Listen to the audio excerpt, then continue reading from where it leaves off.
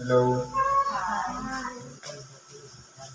Sa pangalan po ng dakilang Panginoong Jesucristo, isang mapagpalang hapon po sa bawat isa. Nandito po tayo ngayon sa pagpapatuloy ng kaapat na linggo ng regular na kampanin dito sa Templo San Maria. Ngayon po, meron tayong mga aralin ngayon na ipinagkaloob upang ating basahin, pag-aralan, bigyan ng buhay upang meron tayong mga aral na matututunan dito na siyang magagamit natin sa ating pang-araw-araw na pamumuhay. Ang una pong sitas ayon sa sulat ni Apostol Pablo sa mga taga-Efeso sa Kapitulo 2, versikulo 1 hanggang 10. Ang sabi po ganito, "At kayo'y binuhay niya nang kayo'y mga patay dahil sa inyong mga pagsalangsang at mga kasalanan." Dito po, ipinapahayag ni Apostol Pablo na tayo po ay binuhay. Pero para malaman natin kung papaano yung pagiging isang buhay, kinakailangan alam din natin kung ano ang ibig sabihin ng patay. Dahil, paano mo siya bubuhayin kung dati na siyang buhay? Siyempre, mula sa kamatayan, buhayin. Ngayon, ang ibig pong sabihin ng patay, separation. Halimbawa, sabi ng isang doktor doon sa pasyente, medically dead. Ibig sabihin, dinideclare niya na wala na siyang pulso. Humiwalay na yung kaluluwa doon sa katawan naman. Kaya sinasabing dead or patay. Sabi po dito, ang kasalanan at mga pagsalangsang ay isang parte o faktor upang malaman natin na tayo ay patay kay Kristo. Dahil po, una, ipinagkaloob muna ang mga kautusan. At sa pamagitan ng kautusan, merong tinatawag na pagsunod at paglabag. Yung paglabag, ito yung tinatawag na pagsalansan. O kaya tinatawag na transgression of the law or kasalanan. Ito po ay sabi dito na inyong nilakaran noong una ayon sa lakad ng sanglibutan ito, ayon sa pangulo ng mga kapangyarihan ng hangin ng Espiritu na ngayon ay gumagawa sa mga anak ng pagsuway. Ibig sabihin, ang sanglibutan po, kumbaga meron po ditong nagmamaniobra. Unang-una, nag-uudyok sa kaisipan ng mga tao na walang iba ang mga kapangyarihan sa hangin o mga espiritu upang mahikayat ang tao, pinuudyukan niya ang isipan upang hindi magawa ang ayon sa kalooban ng Diyos. Kaya nagkakaroon ng pagsalangsang at humahantong sa kasalanan, kaya napapahiwalay tayo kay Kristo. Dahil po, yung sinusunod na natin, hindi na yung aral o mga ipinahayag ng ating dakilang Panginoong Jesucristo, kundi kung ano na yung ninanasa ditong pita ng ating mga laman. Kaya po, para mabuhay tayo, para muli tayong mabago, magising ang ating mga diwa, ang ating pag-iisip, at muling makasunod kay Kristo sa pamamagitan ng kanyang mga aral, kinakailangan nating lumapit sa Kanya. Ano po ang pamamaraan ng ating dakilang Panginoon upang tayo'y mapalapit sa Kanya? Pansinin natin, hindi baga sa kawalan ng ating pananalig sa Diyos, nahikayat tayo na kumbaga yung mga aral o turo ng mga tao na itinuro sa mga paaralan na kapag ang tao'y mayroong karamdaman, takbo ka sa doktor. Pero po parang insulto yun sa Diyos. Bakit? Mas pinaniniwalaan ng tao yung nilalang kaysa doon sa may lalang. Na yung tao na doktor ay isa rin naman nasa katawang laman na nagkakaroon din ng karamdaman. Ano po ba ang maibibigay ng isang doktor para kumbaga sabihin na isecure yung buhay ng tao na hahaba pa ang buhay?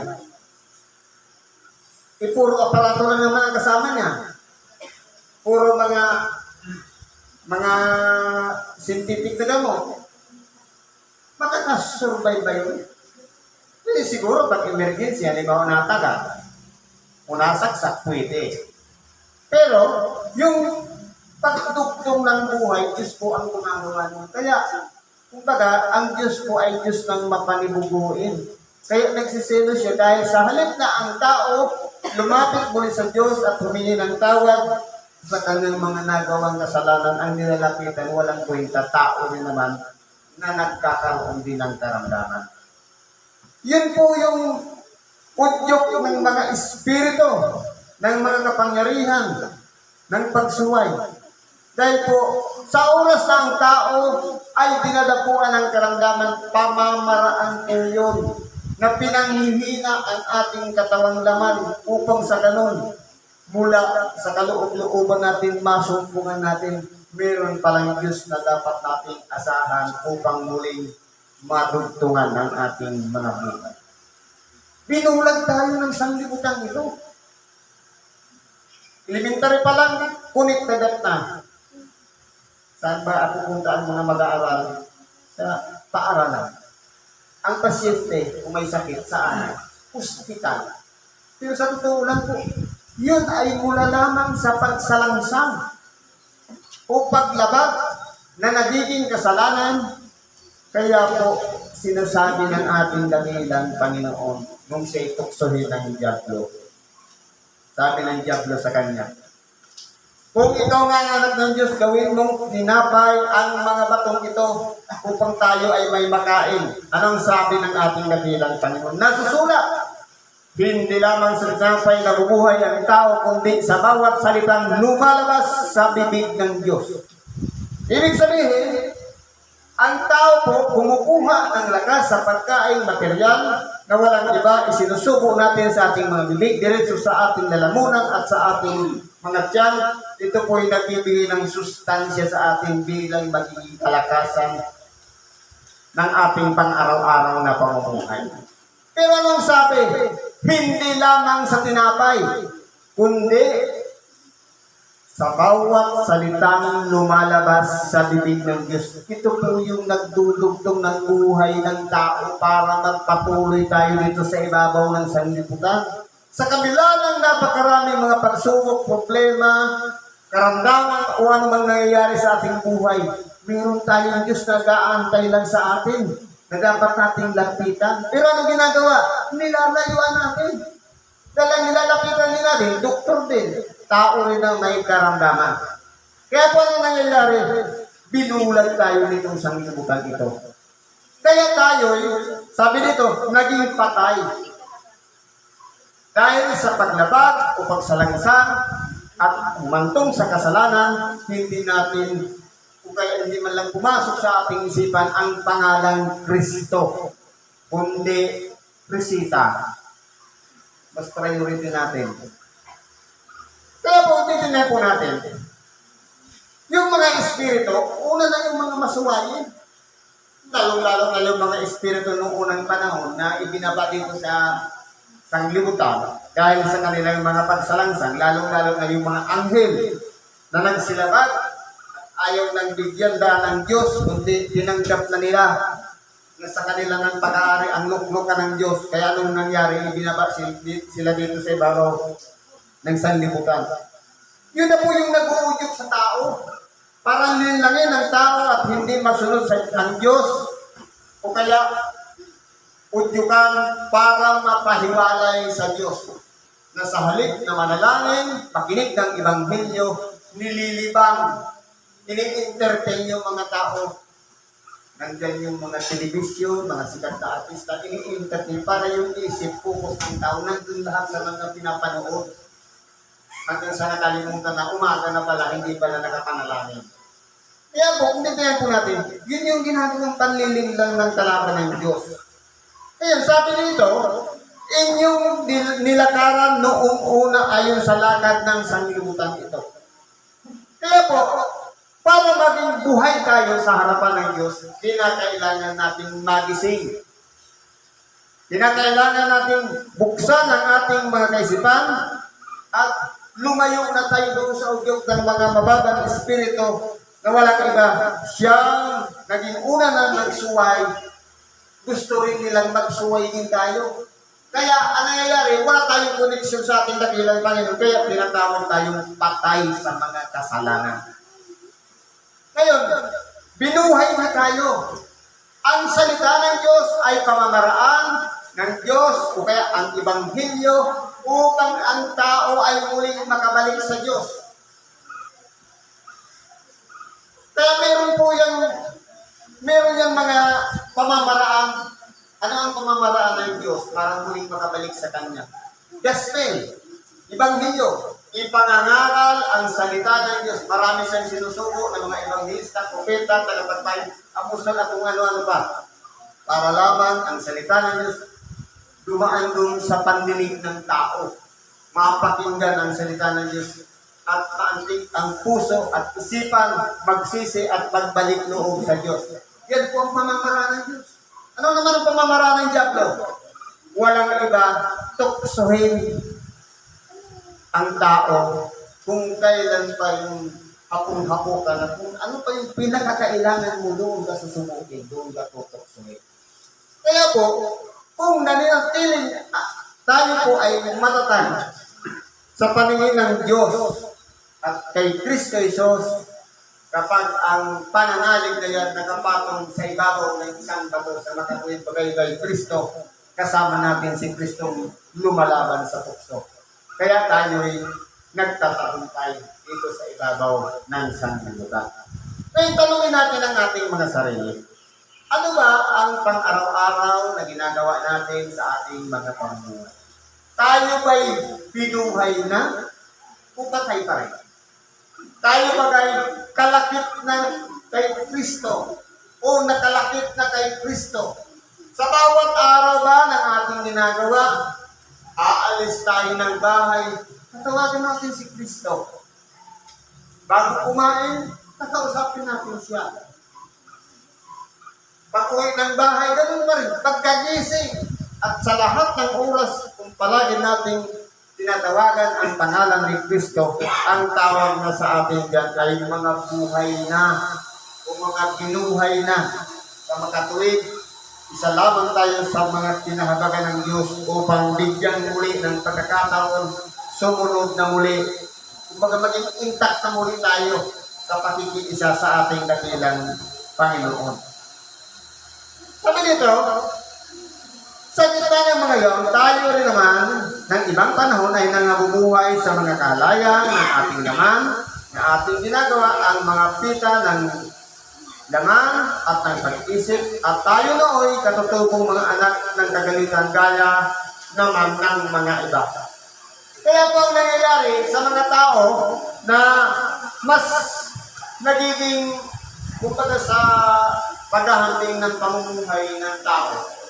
Sa halip na bigyang daan ang nasa ng Espiritu, ang nangyayari mas matimbang yung nasa ng pita ng laman. Yung pride, ang pride sa totoo lang po, mahirap supilin. Pero kasama yan doon sa pita ng laman. Dahil, halimbawa, sampu na lang ng pride. Ang pride kasi kataasan niya. araw ngayon ng pagsamba, pupunta ka ngayon ng simbahan, merong trials, umuulan. Tapos naman yung budget o pamasahe. Kung may pride ka, siyempre, ano gagawin mo doon? Ibang bili ko na ito ng pagkain. Paano kung ibili yung pagkain, yun pa ang nakasama sa'yo at nagkaroon ng karamdaman. Kaya, may mga aral na yung matututunan sa mga bawat panayaring dumarating sa aking buhay. Meron na kami yung dinaguan niya ni Manny Rene Romero. Sabi namin doon, sa isang kapatira, Brad, kumusta ka na? Ito magang-maga ang pako. Anong nangyari? Nung Sabado kasi, dapat punta ko ng templo, pero sabi ko hindi na muna. Dahil magsusuyod. Super. Ngayon, pag-uwi, magang pa.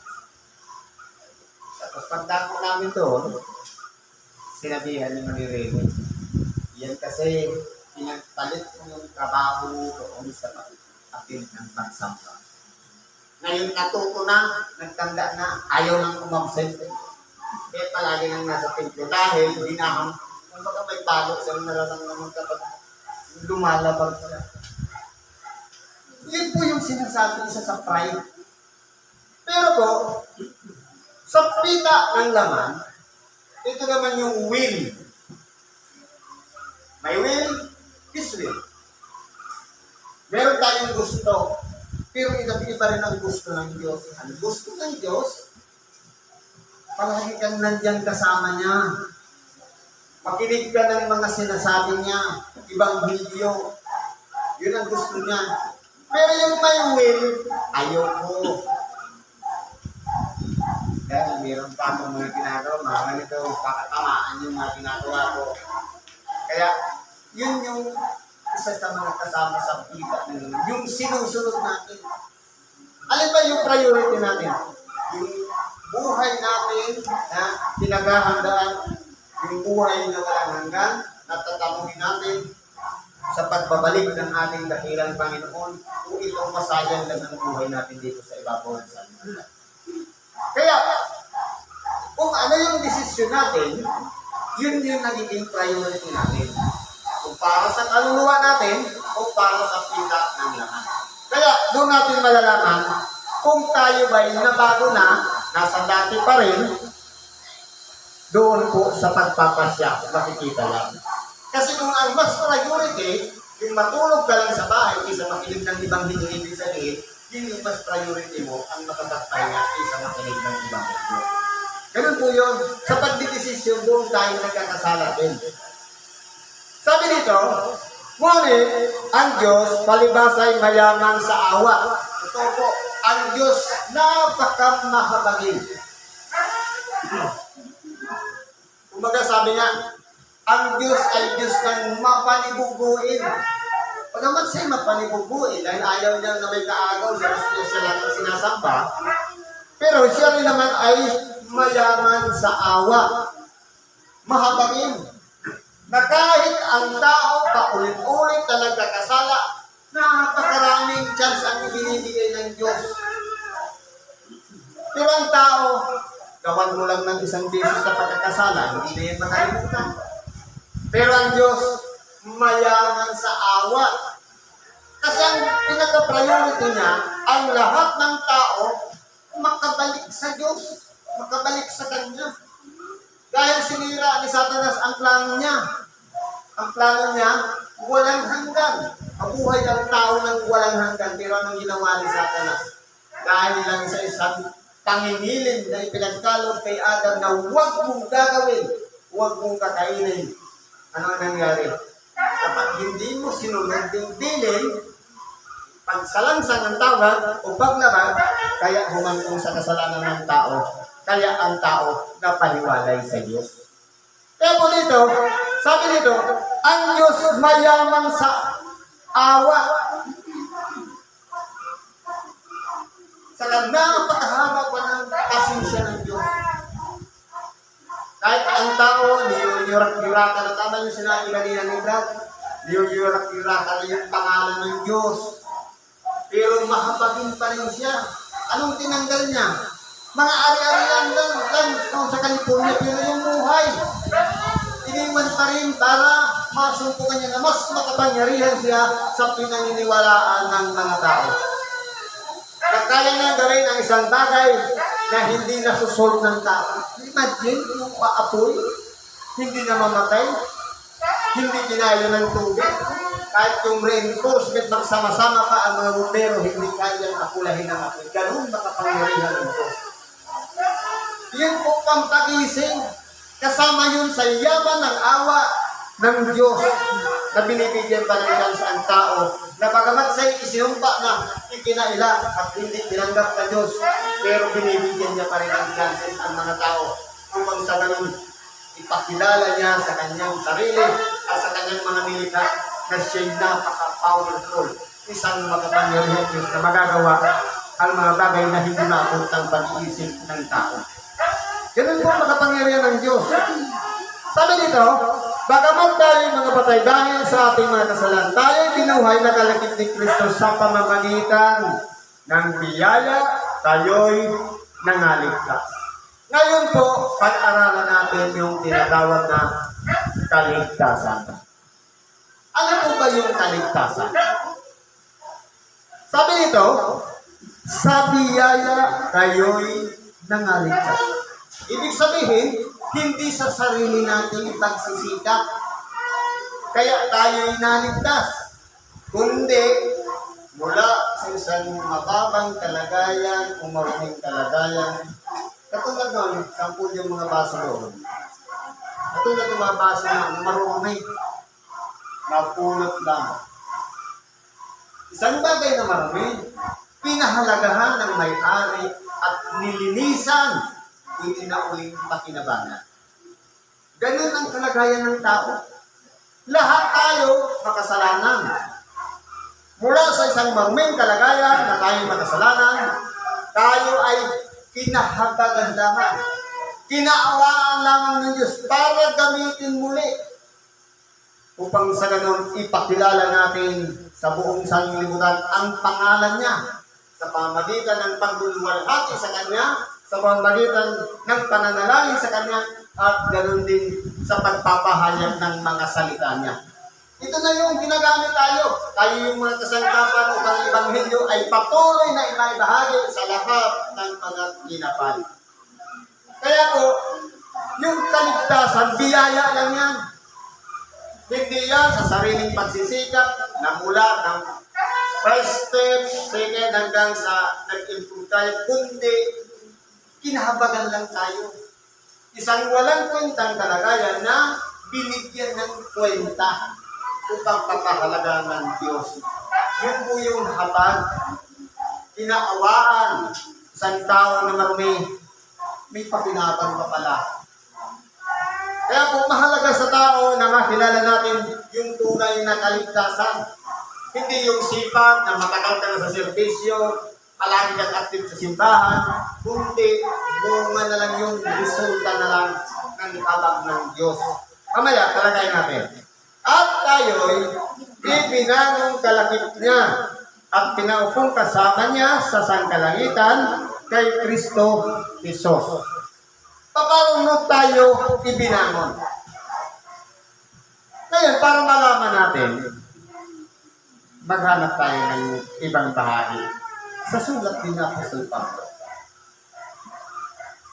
Sabi po sa Galatia 2:19 hanggang 20, ganito ang sabi. Sapagkat ako sa pamamagitan ng kautusan ay namatay.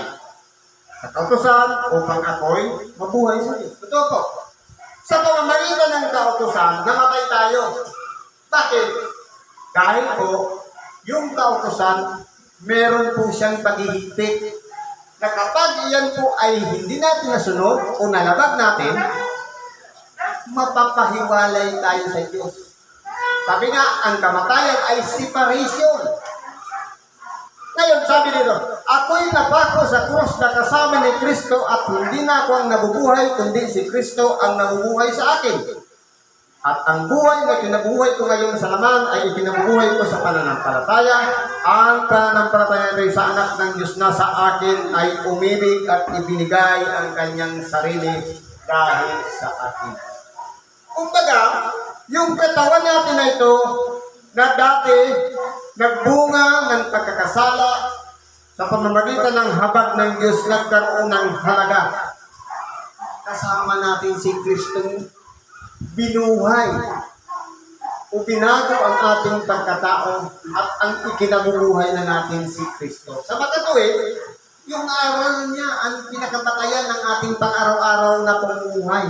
Kaya, nagiging maingat na tayo sa ating mga ginagawa dahil may kasama na tayong Espiritu Santo na nananahan sa buhay natin na sinasabi, huwag mong tigapitin ang Espiritu Santo na sa inyo diyan kayo'y tinatapatan.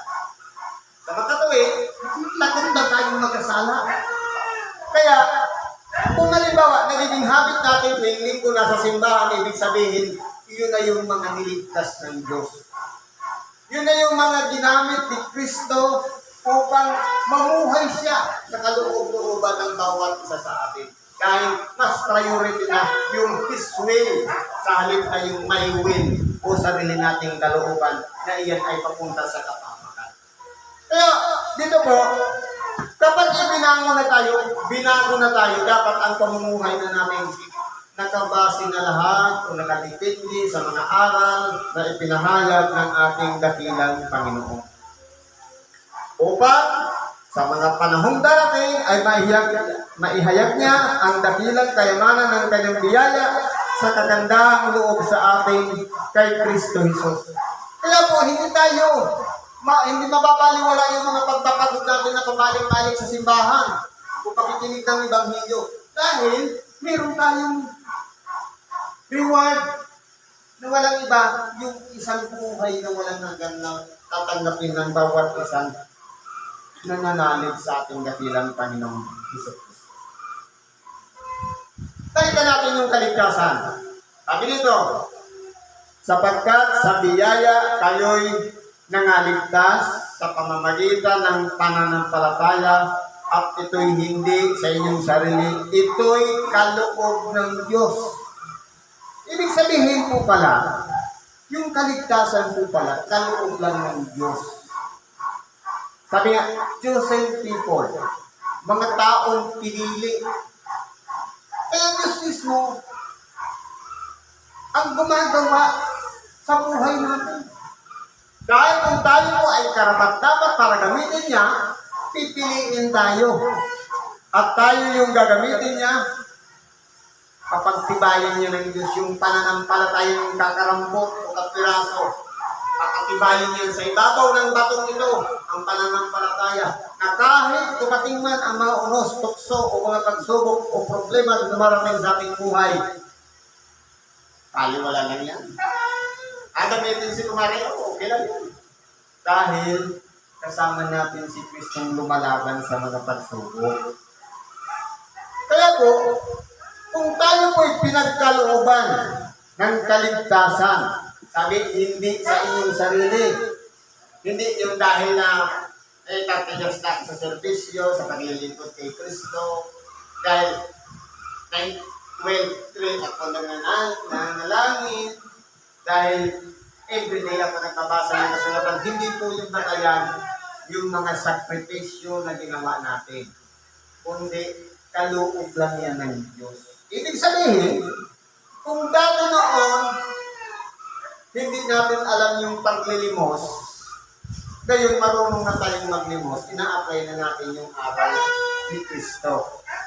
Ibig sabihin, yung paglilimos natin, meron ng limitasyon sa mga hindi dapat gawin. Sabi nga, kung ikaw ay naglilimos, ang ginagawa ng yung kanang kamay ay huwag nang maalaman ng kaliwang kamay. Huwag mo nang i-broadcast, huwag mo nang i-chat na tinulungan mo si Brad, si Sis, dahil sa pamamagitan po ng paggawa noon, sinusunod mo na yung aral ni Kristo. nag-iimpok ka ng kayamanan sa langit. Ang pag-impok ng kayamanan sa langit, simple lang, gumawa ka ng mabuti sa kapwa ng walang ganti, Diyos na ang gaganti. Kung bagay yung reward, siya ang magbibigay, sabi niya, akin ang paghiganti, ako ang gaganti, nasa kanya lang. Pero kung halimbawa, gumawa ka lang ng mabuti, gusto mo purihin, wala dyan si Kristo. Dahil si Kristo, kahit minsan sa pamumuhay na, hindi niya itinaas ang kanyang sarili. May tinulungan siyang pinagaling, sabi, punta ka sa pag-alay ka ng ayon sa pagpapagaling sa iyo. Pero huwag mong sasabihin kung sino nagpagaling sa iyo. Ganun ang ating dahilan, Panginoon. Kahit sabihin pa natin, preacher pa tayo, kung tagapagpahayag ng salita ng Espiritu, gusto mo naman i-praise lagi, papurihan. Wala dito si Kristo. Dahil si Kristo hindi nagpapuri sa kanyang sarili. Ibinabato niya na palagi sa kanyang ama ang papurihan. Nung tinawag na si mabuting guro, anong sabi niya? Bakit mo ako tinatawag na mabuti? Mayroon lang isa, yun. Nasa ama na naman. Kaya po, sabi dito, yung kaligtasan ay hindi ito sa inyong sarili, ito'y kaloob ng Diyos. Opo. Hindi sa pamamagitan ng mga gawa upang ang sinuman ay huwag magmapuri. Pero pagka minsan, okay lang yung sinasabi sa banal na kasulatan, mga matatanda sa iglesia. May mga diakono sa iglesia. May obispo o mga tagapaglingkod sa iglesia. Sila yung mga chosen people na nasa kalagayan na ang kanilang pag-uugali hindi nagmamapuri ng natili sa kapakinabangan. Kaya po, kung halimbawa, i-broadcast natin, 30 years na ako dyan sa templo, kaya ako na ang, alam ko na lahat yan. Hindi pwedeng sabihin yan. Dahil sa oras na binitawan natin yung sarili, lagot ka ngayon sa kalaban ng Diyos. Doon ka ngayon susubukin sa binitawan mo salita. Titinan ko nga. Halimbawa, kasi po ang tao, ganito yan. Ang mga tao tapat sa Diyos, na sumusunod sa kalooban ng Diyos, kinawimilihan niya ng Diyos. Dahil yun nga ang ginagamit niya. Pero sa oras na magmalaki o magmataas o makapagsalita ng isang bagay na kapurihan para sa kanya, nandiyan yung challenger. Yan yung taga-subok. Kasi uupiran niya. Kaya nakita mo yung pangaling lingkod ko na si Brad, si Sis, ang bait-bait niya. Palagi siyang sumusunod sa akin, sabi naman sa akin, tingnan ko nga.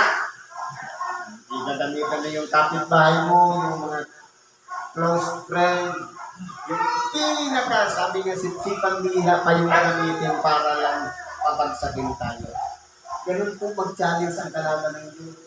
Kaya kung tayo po'y tapat sa pagsunod sa kalooban ng Diyos, hindi po dapat humantong tayo sa ganun na ikababagsak natin. Kaya iiwasan natin ang magkapagsalita ng kapurihan para sa atin. Kung ilang yurakan ka, mas maganda pa ngayon. Kung ilang libakin ka, mas maganda pa yun dahil walang ideya sa Satanas kung paano ka pababagsakin.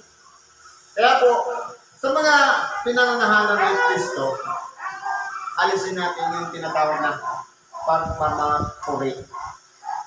Sapagkat tayo'y kanyang gawa na nilalang kay Kristo Jesus para sa mabuting gawa na mga inihanda ng Diyos ng una upang siya nating lakaran.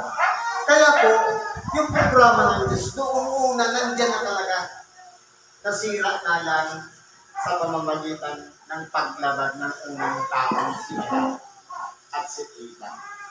Kaya, nire-reconstruct tayo ng Diyos ang pamamagitan ng pagsubok niya ng kanyang anak na kumbaga ang tao kasi kapag nagkasala, meron siyang gagawin na bilang pampalutang loob sa mga kasalanan. Kung yung alay na ibibigay niya, kukuha ka ng mga pinagkapangunahing bunga ng iyong pananim, mga hayop, iaalay mo bilang pangtubos. Pero po, sa ginawa ni Kristo, hindi ba ito napanganak kasama na doon sa kanyang tinipahan o kaya tinubos ng kanilang mga kasalanan. Kaya nire-reconstruct kayo ng Diyos mula sa dating maganda niyong plano na dating, sabi dito, inihanda ng Diyos ng una. Kung yung programa ng Diyos na nasira, ibinabalik niya muli sa pamamagitan ng kanyang buktong na anak na walang iba, ang ating dakilang Panginoon, Kristo. Kaya, manalig tayo sa Diyos, manalig tayo kay Kristo, at gawin natin ang lahat ng kanyang mga sinasabi sa kada ibang video. Siguro po hanggang dito na lang ang pakikibati natin sa oras na ito. Salamat po sa Diyos at anuman ang ating kahilingan, karaingan, idulog po natin yan sa Diyos at pangunahan niyo tayo sa ating mga ginagawa upang manatili tayo sa pagsunod sa kalooban ng ating dakilang Panginoong Jesucristo. Pagsunod na rin sa kalooban ng kanyang Ama. Salamat sa Diyos at magandang hapon sa bawat isa.